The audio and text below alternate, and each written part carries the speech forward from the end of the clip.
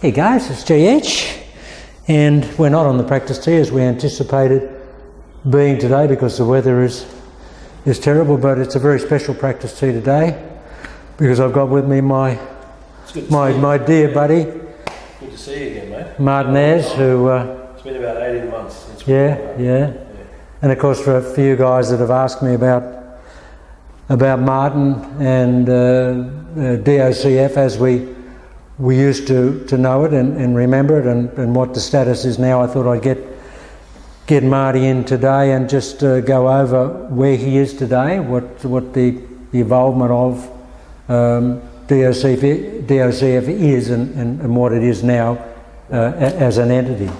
Well, you know, probably 6 or 7 years ago, one of the guys that approached me for help with his swing was a pro from Boston by the name of Michael Powers, and Michael and I have become good friends, and he's become really a partner for me in terms of the teaching.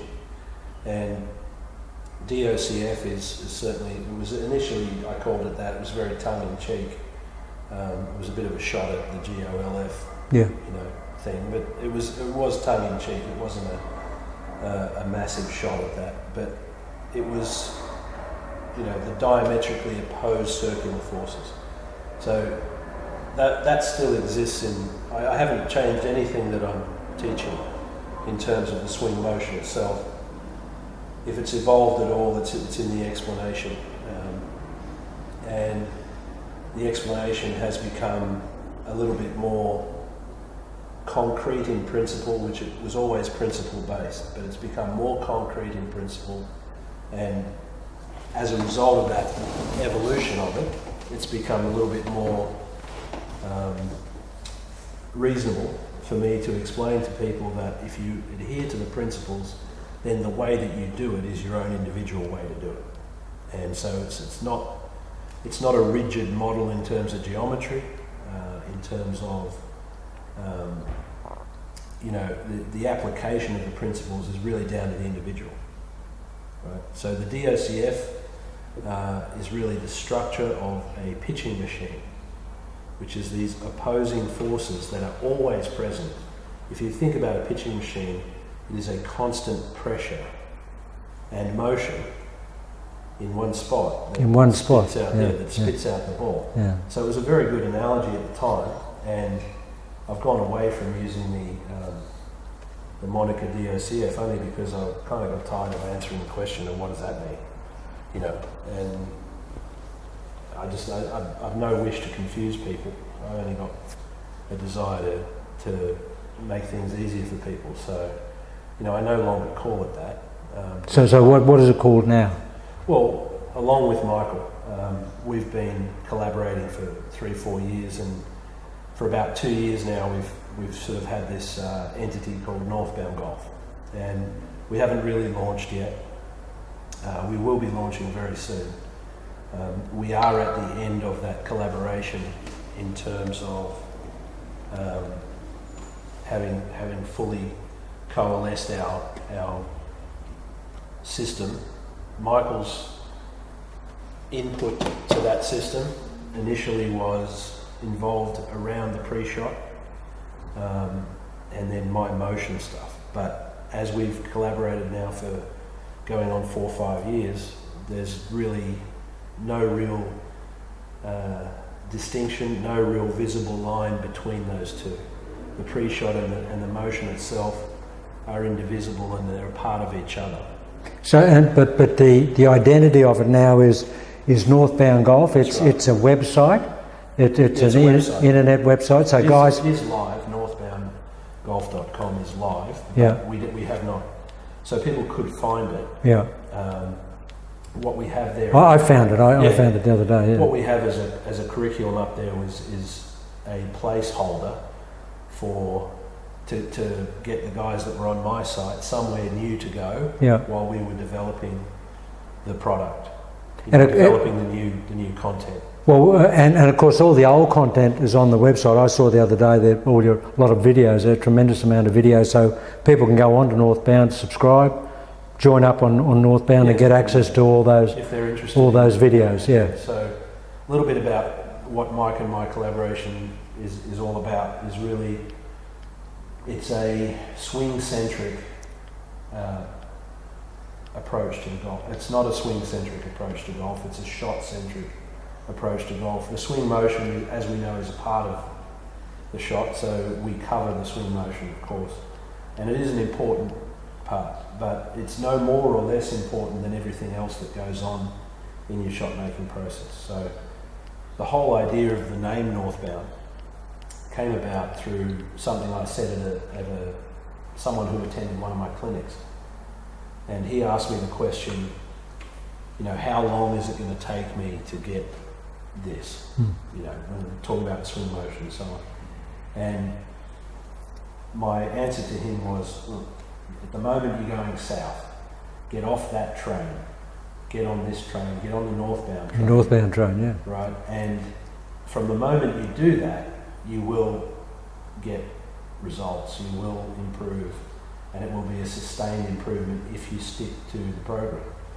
And I think that a lot of people, they're looking for, and this would be a key tenet of Northbound, it's not about fixing your swing, okay?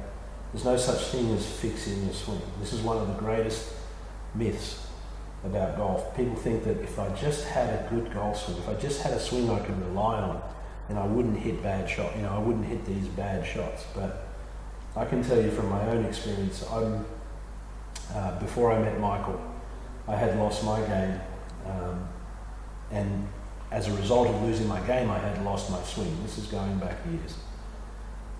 John can tell you that when he stood there on a range with me, I could hit 500 balls with him standing there and I would not miss one. And it would just be a stripe shot. But when I went and played golf, I still had trouble at times getting it on the golf course. It was a real struggle because I didn't have the other facets of my game that I had lost.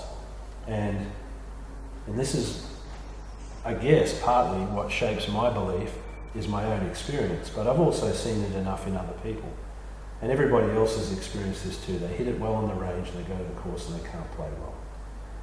They can make a perfect practice swing, but then you put a ball there and they can't do it. Okay, all of these questions are answered by us at Northbound Golf. Why is it that I can't take it from the range to the course? Why is it that my practice swing is so good and I can't put that on the golf ball? All these things are very, very, actually, there's simple reasons why not, right? It doesn't mean that the game is easy, but the reasons why that is true is quite simple. And it's based around the fact that the ball's just sitting there. And we've talked about this before, John. Because the ball is sitting in one location, we are somewhat tied to that location in physical space. If we can't hit another ball, we've got to hit our ball. And we can't move our ball, it's just sitting there. So where we go and how we approach that is every bit as important as how we swing. You can't get away from that. You cannot get away from that reality. No, there's no divorce there. And it's that, which I've learned in the last 6 or 7 years, is why I could have a swing that on the range would be a stripe show all day long, and then I'd get on the course and I would struggle. Because as soon as you get on different lies, different situations, orientation, the game becomes infinitely more complex in terms of where you need to be for that particular situation. And when you are too focused on how you do it, you don't have enough attention on that. And that's why you don't play well. I remember a famous line that Mo Norman used to me. And he said, the longest walk in golf is from the practice tee to the first tee. Being able to take your game from there to the golf course. And you and I have discussed it ad nauseum about the orientation differentials on a golf course compared to that where you've got constant data coming in on a practice tee. And I guess that's the whole premise of Marty's process and idea in that it's a complete compilation of what you really have to do. Yeah. Not what you need to do, what you have to do so as well. As I want to do, I kind of went off on a couple of tangents there. So if I were to go back to saying it's a shot-centric approach versus a swing-centric approach, it's that there is a sameness to all the shots that we play in the game with all the clubs, and that sameness should be about how you approach hitting a shot, how you perform hitting a shot. Yes, the swings vary because the clubs vary, the shots vary, the situations you face vary all the time, enormously. Fact is, you never know what you're going to get outside of your tee shots. It's a box of chocolates. Yeah, exactly. You're going to hit it off the first tee, and you know, no matter where you hit it, you're going to get down there and you're going to face something. So you need a way to be able to face all of those situations, right? And that is through your sameness. And it's your sameness of your approach to each shot, of which the swing is, you know, it's a significant part of it. So we don't ignore the swing motion at all. We just put it in the right context. So guys, what Marty's system is, and his methodology is, as I see it, is completeness at a level that we've never seen before. I mean, people will tell you, and Marty and I just discussed this over having a coffee, but you know, there are so many elements being taught in the golf realm and arena these days, and they're all specifics. There's psychology, there's short game, there's putting, there's long game, there's all types of things. But Marty's is a complete package. It's about playing golf. What was the terminology you used, Marty? It's an approach. It's an approach. It's a method. It's a system. But it's one that deals comprehensively with the whole game. Yeah. So you know, another one of our tenets with the northbound approach is that golf is made up of only shots. Right? There's not a million things in golf. But if you look out in the wider internet community particularly, or just the old magazines and TV shows and so on, that you know, we call sort of, it's kind of like a tidal wave of bullshit is what it is. Yeah, I totally agree. And it's tsunami. Yeah. It's this, you know, enormous segmentation and fragmentation of golf, as though there's a million things in it and there's a million ways to do those million things. Everybody's got their own shtick, and of course, you know, I've got mine. You know, just like John's got his, and that's fine. It's okay.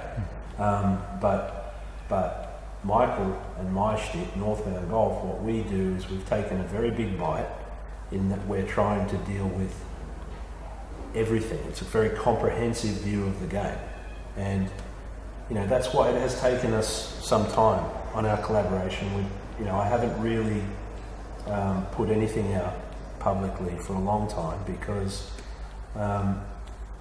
You know, I always felt that I wanted to do something with Michael. I had people ask me 2 or 3 years ago, why do you need this guy? I said, well, I want to work with him for a start because I'm all about the golf, you know, for a start. And Michael has some fantastic things that he's brought to my attention that you know, I see as priceless and invaluable to the game of golf. And so, you know, that's why I want to work with him. And so once I decided that I wanted to work with him, we had to find a way to work together so that our message was coherent, cohesive and comprehensive, which is what we set out to do. Well, guys, it's a package, I believe, and it's not because Marty's my buddy, but I think it's a package that's unique in the world of learning golf.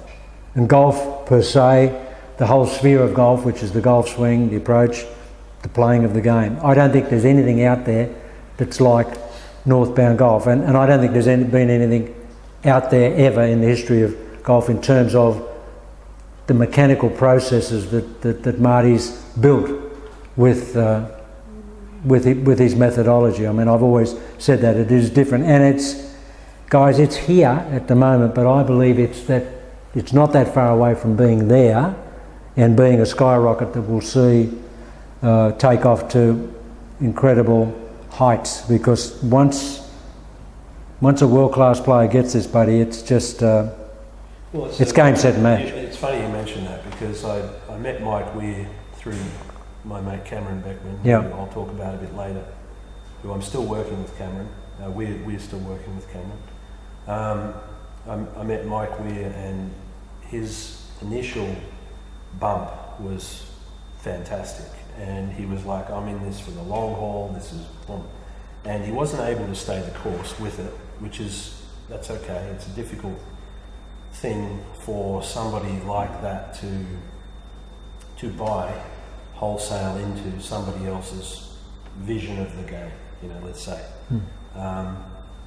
He certainly enjoyed, the things we did with his swing and so on, but ultimately there's a pull that comes from the game, and this is no criticism of when I talk about the tidal wave of bullshit. I actually know why that tidal wave exists, and because I've been there, I've lived it myself. When I played on the tour, I had the wrong idea.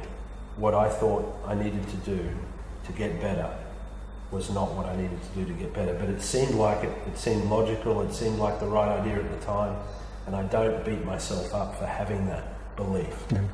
Shouldn't. Well, Tiger's taken everyone off the hook. Right? Yeah. Tiger's taken us all off the hook because he went down a path.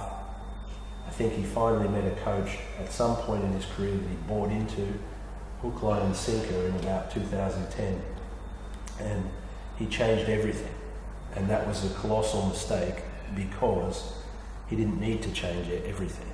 And that's, so if it can happen to Tiger Woods, it can happen to us, right? And so I thought about that for many years. Okay, can you imagine Stephen Hawking forgetting to do his times tables? Doesn't know how to do his times tables, right?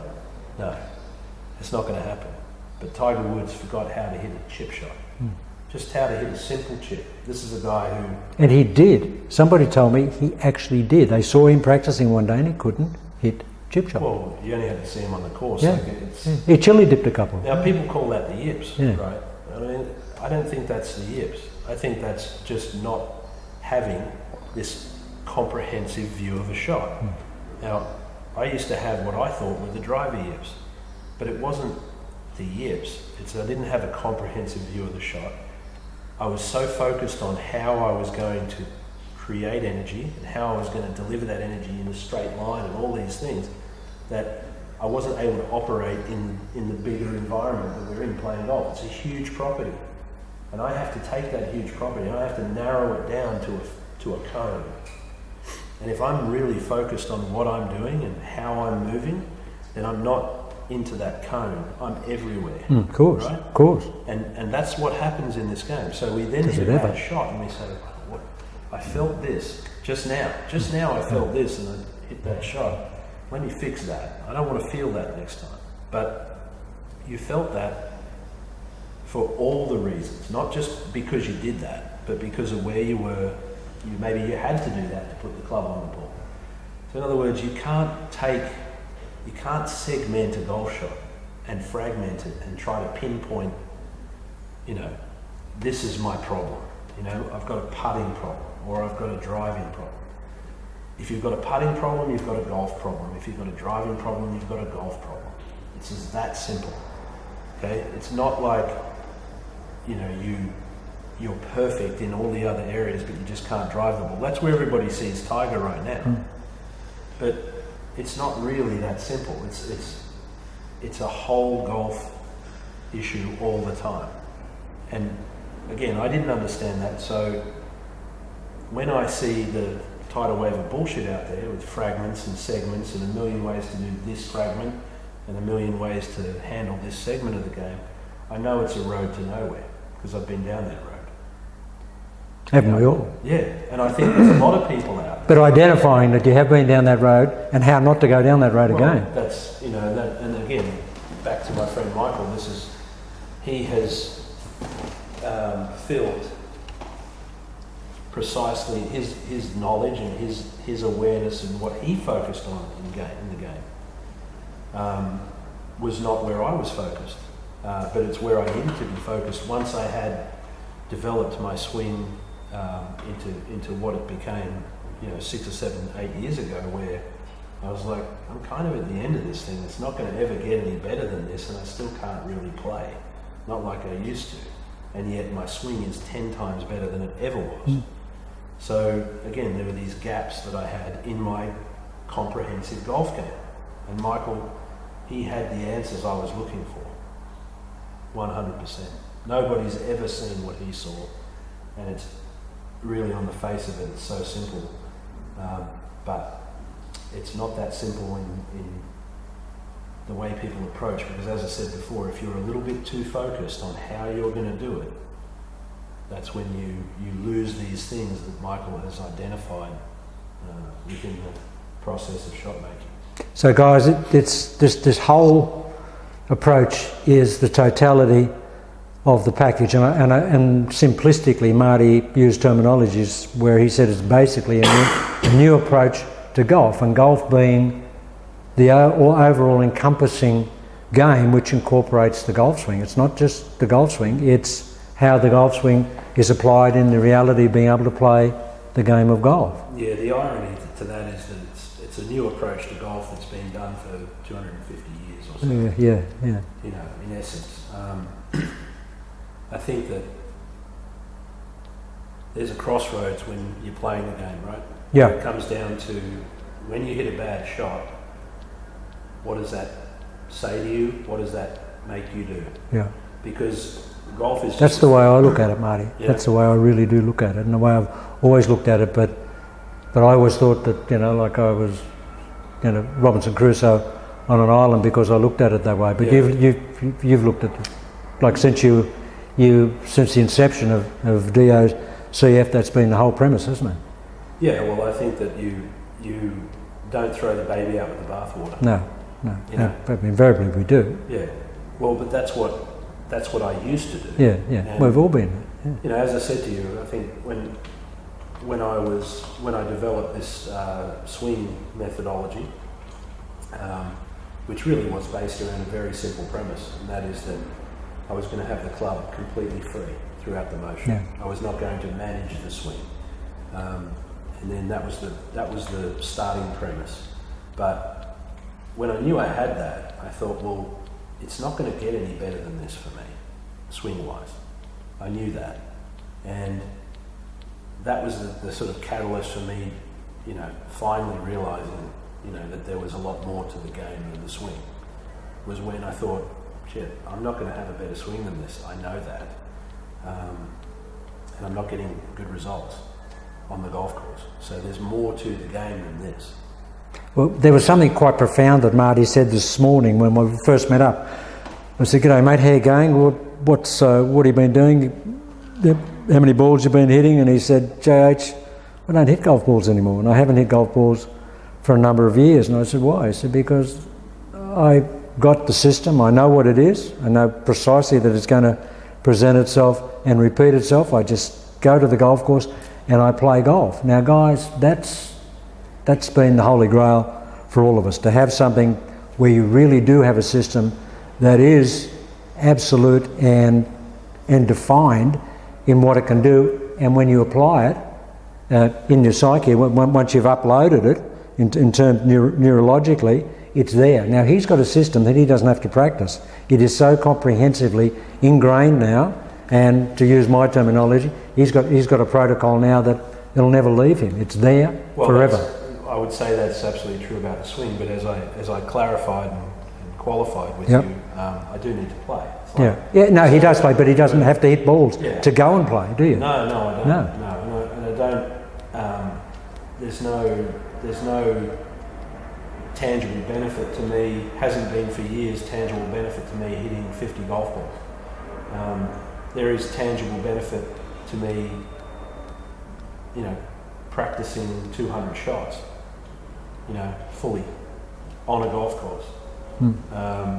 So there's tangible benefit to that, because my process always needs to be refined and trained and practiced and so on, my process of hitting a shot. But yeah, from a swing motion standpoint, it is very turnkey. It's built on, and this is probably as far as I need to go into it here, but it's built on the idea that I have 4 or 5 things with me that I have, and I take those things around a golf course on all my shots.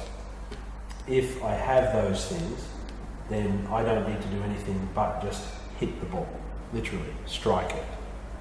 Okay, I'm not trying to swing, I'm not trying to do anything, I'm just striking the ball.